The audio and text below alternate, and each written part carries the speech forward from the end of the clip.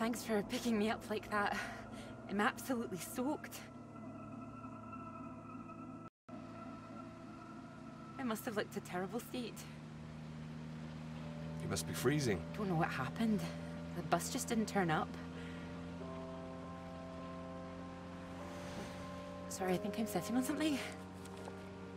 Oh, sorry, it's your peepers. Oh, I haven't got them all wet. Oh, don't worry about it. So this is your grand tome about the clouds. Would you mind if I take a look? Of course. I mean, if you can understand them. Excuse me? I'm sorry, my goodness. What? But you have a right to be here. You know, I have earned my place. What are you talking about? Maybe this is a bad idea. I don't want to read them anyway if you don't think I can understand them. No. I meant they're probably illegible. I meant you might not be able to read them. That's all. Oh, sorry. Just, I get that kind of thing a lot. I'm a bit sensitive. Crosswise. I thought you morphed into my old professor there. My office. See me. Anyway, sorry. As I said, don't worry. Take a look if you like. Oh, thank you. I can see you're an excellent note-taker. Well, the rest is probably classified, top secret. And where is yours, may I ask? May I read that? Stop it. You haven't started it, I know. I will. I haven't had 3 years.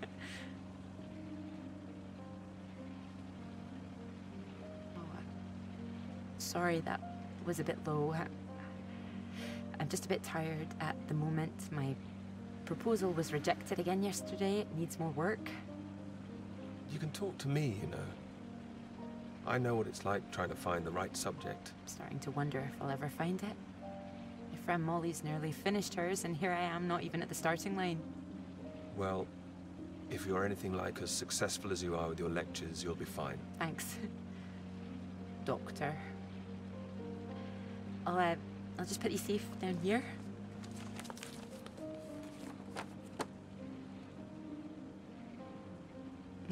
Cambridge. Even on a day like this, I do love this journey. To the university, you mean? Yes. Well, I'm enjoying it too. Picking you up in this mighty steed. Oh, yes.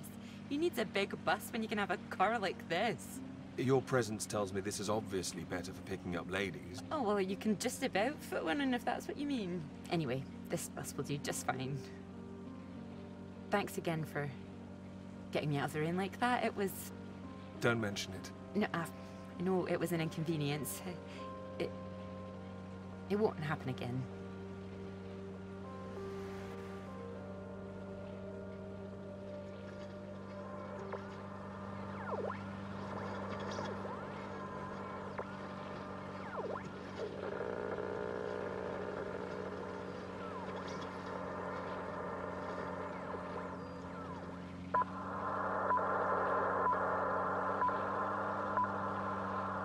This is the BBC Live programme.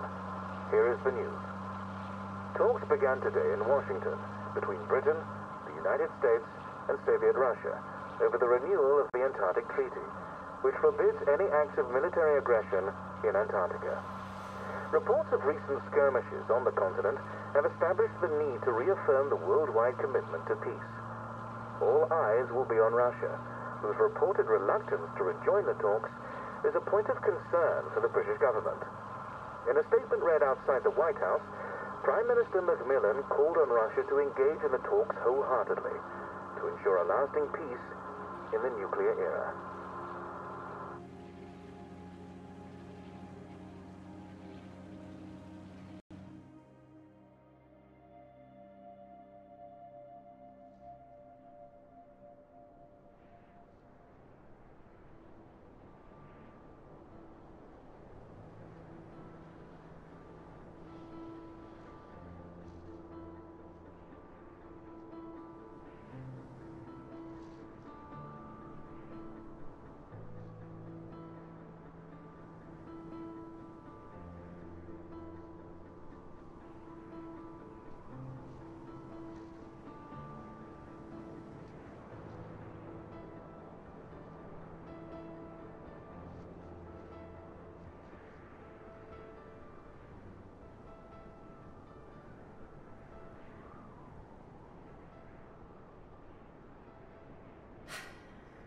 bus. What's that, 5, 6 in a row now? I don't know, I counted 7 maybe. It'll never happen again.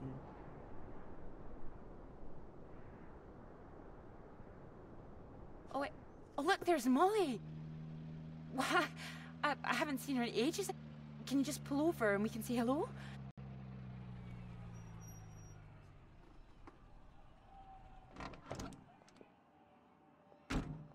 Moles! Clara! Oh, it's wonderful to see you. Well, you can't miss us all today. Is this your handsome bus driver? I didn't call him that. Molly, this is Peter. Peter, this is Molly. I've heard. Heard what? You'll be joining us, I hope. Joining you here outside? On the big march? From Aldermaston, the atomic weapons factory. This time we're all going to start there, then march on London. Straight to Parliament. Tens of thousands of us. They'll have to listen to us this time. 4 days walk, isn't that right? Seems a bit excessive. Worth it to save the world, don't you think? Of course. Oh, sorry, Peter, Molly is a lecturer at the college too, when she's not showing me the ropes or working on her opus. Oh, that's all done now. The paper's published. Oh, that's wonderful. Good riddance, too. I couldn't bear having it hanging over me any longer. Congratulations. Well done. Thank you. I can focus on this for a while, much more important. Do you think this will make a difference? It jolly well has to, don't you think? Considering what's at stake, we're all under threat.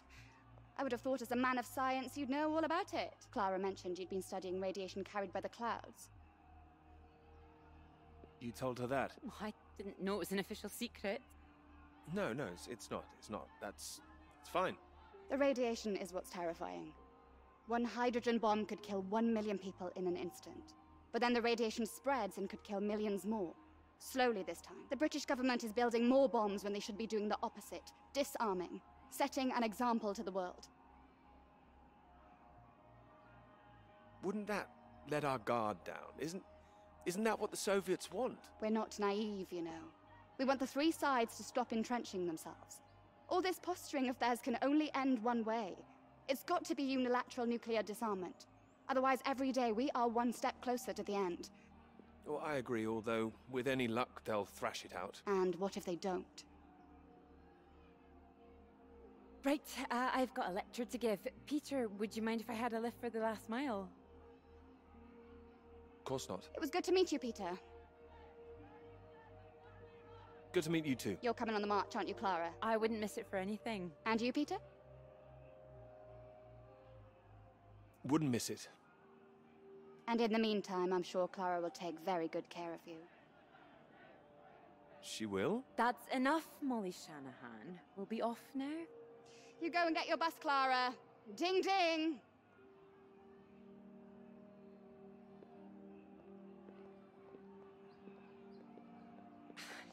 Impressive, isn't she? No more than you are.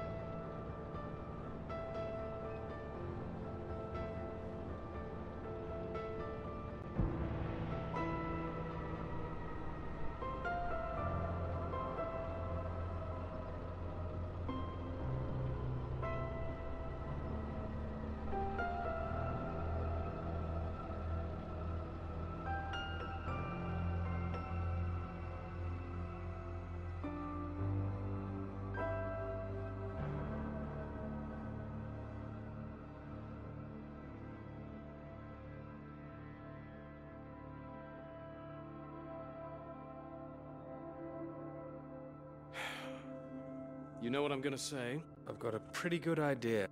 You need to get out more. I will, I promise. Good to hear, old chap, but we've heard it before. I have to say, I've never really understood it.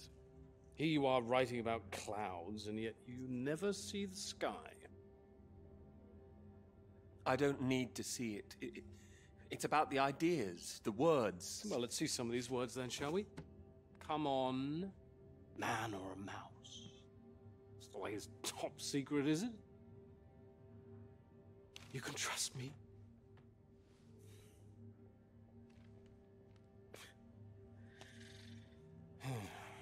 What do you think, Sam?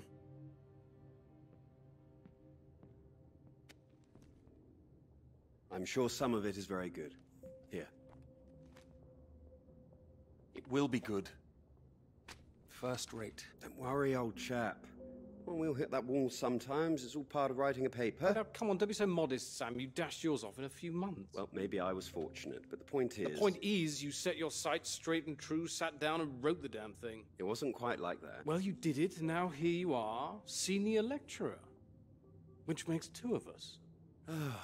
Did Joseph not mention he got a promotion too? It does tend to slip his mind for a few seconds occasionally. Well, you know what could be open to him if he gets this right and gets promotion? His own department. Eventually. Professorship. You can't reach those heights if you stay in this hovel for the rest of your life. Well, that's true, but I wouldn't My point quite was put that it... saying to Peter it's all part of the process is just kind words. What we need to do is help our poor friend here be a man and write. Maybe it just needs a bit of a rewrite. No, you can't start again, Peter. I'm right, aren't I, Sam? I think he's right, Peter. I know it's tempting to want to forget everything and start again on a blank page, but then you're risking making the same mistakes all over again. You know, sometimes it's better to see where you've gone wrong, that's all. That'd help you. Good things might come of it. Good things like a promotion, I might add. Like Joseph says, don't start again. All right, then. What do you suggest, Sam? I know what you need. Go on, then. What? What you need is some inspiration. Those three new girls. You know the ones. Undergraduates. They'll be at the Fox and Hounds this evening, and so, my good man, shall we? 8 o'clock. See you there? No, I should work. You should come. But if you can't, that's one girl for Sam and two for me. We'll buy you a pint anyway. See you later, old chap. Good luck with it. We'll see you later. Don't be shy, Peter. Come along. Man or a mouse?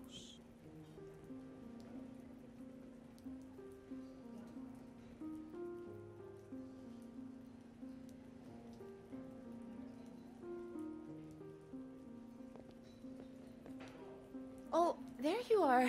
7 o'clock, I thought you said. Oh, fashionably late. Come sit, I got you some tea. Oh, great idea, thank you. Sugar for you? One, please. Okay.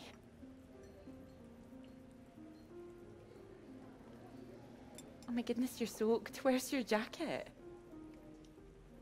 Oh, well, not on me, of course. Mind on other things. The paper again? Still all consuming? I can handle it. Oh, I don't blame you. I've been thinking about it quite a bit too. You have? About my paper? Yes? To tell you the truth, I'm rather stuck. I gathered. Could you finish it for me, do you think? I thought you could handle it. I can. Well, it's a beautiful idea. I think that's why it stuck with me. It means a lot that it did. It would be like having a superpower, being able to predict the paths of the clouds. And next step, control the weather. You could be Cloud Man. Are you taking this seriously? Well, you could predict when it's going to rain, at least. This weather reminds me of home. Was it this miserable all the time? No, although Edinburgh always looked better in the rain to me, so that's why I choose to remember it. That's where you grew up, isn't it? That's right. I had a wee cottage in the Highlands too. Our parents would take us up there once in a while. Us? Brothers and sisters? One brother, older. Are you alright?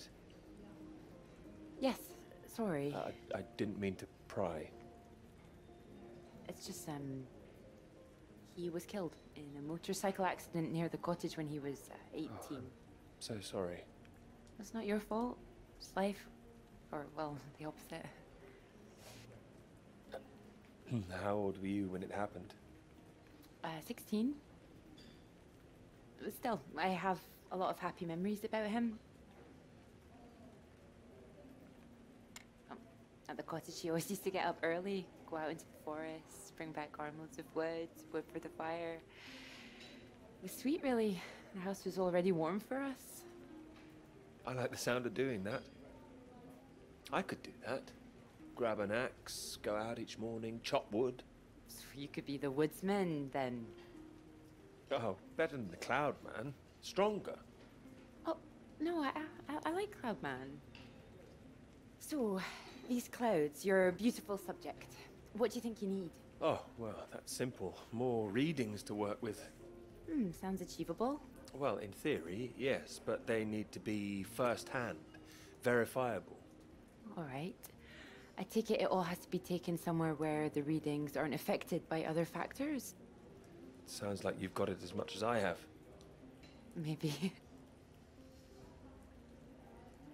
The thing is, it needs to be somewhere very remote, and I need to be there for a while, you see, to get enough readings.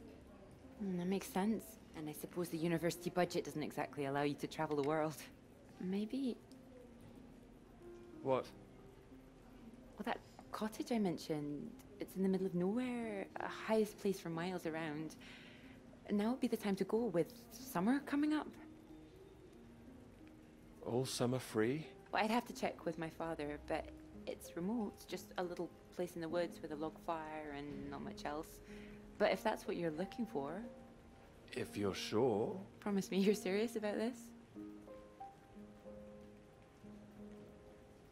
Oh, I promise you that. Promise me that. Anyway, no more past tense. No more past tense, eh? Sorry, I didn't know how I felt about the cottage until I started talking about it. I shouldn't have said anything. We don't have to go. Thanks for understanding. But still, it sounds perfect for the work. I think I'd be able to find somewhere else, you know. I must be able to. It's just... I don't know what my father would say about me bringing an unmarried man up there. Well, if you're worried about your father, we don't need to go. No, I'm not worried about him. He's just not exactly modern. Not exactly ringing the changes like Moll's. Doubt her father even knows what she's up to. You saw Moll's on that march, didn't you? Striding forward at the front. Quite the force of nature. Do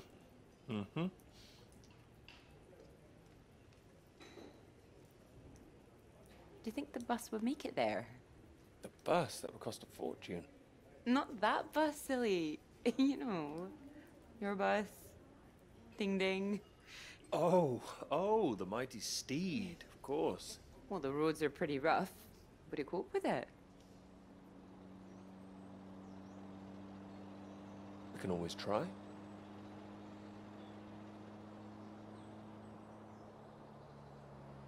Oh, careful. We want to make it in one piece. This really is the middle of nowhere. Just keep driving. I know it seems to go on forever. Just trust me. The cottage is only a few miles away now. How are you feeling about this? Oh, I'm fine. Okay, a bit strange, to be honest. Like I'm about to step back in time. I haven't been here in so long. I'm a bit nervous. I don't know. I don't quite know if things will feel different coming back. I hope you like it. Oh, I'm sure I will.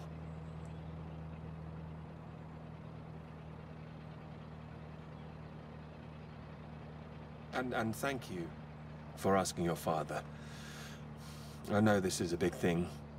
Well, I told him I was taking a friend. I didn't mention you were a man.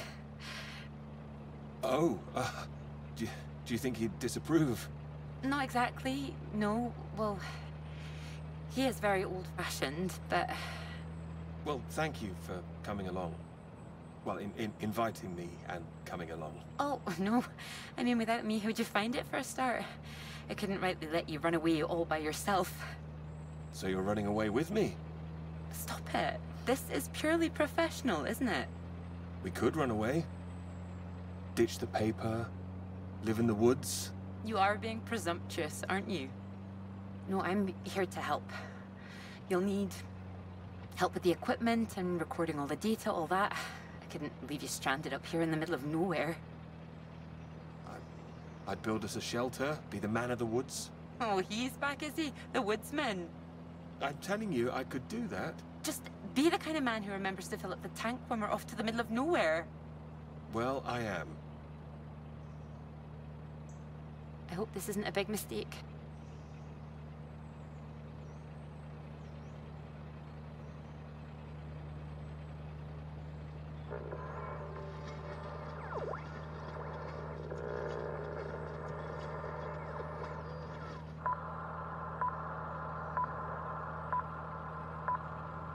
This is the BBC. Here is the news. The talks in Washington over the renewal of the Antarctic Treaty were in deadlock last night, with Soviet Russia threatening to walk out of discussions early. The new president, Lyndon B. Johnson, made an impassioned speech during which he criticized the Soviets' aggressive stance and reasserted the need for compromise. The president described the Russians as playing a lethal hand and asserted that continuing to do so would risk leading the world into war.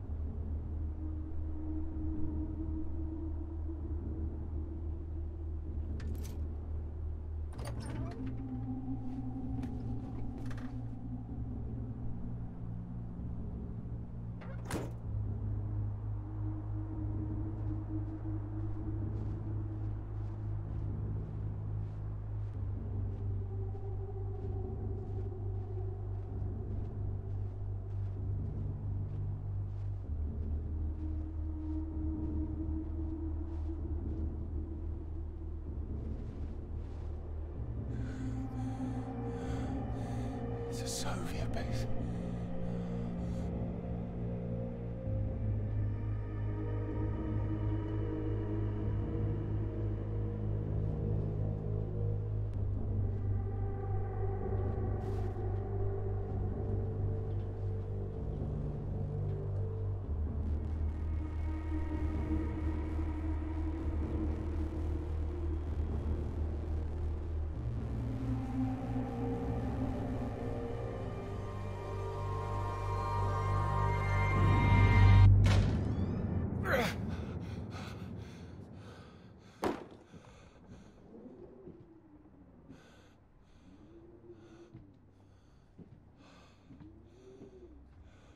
There's no one here either.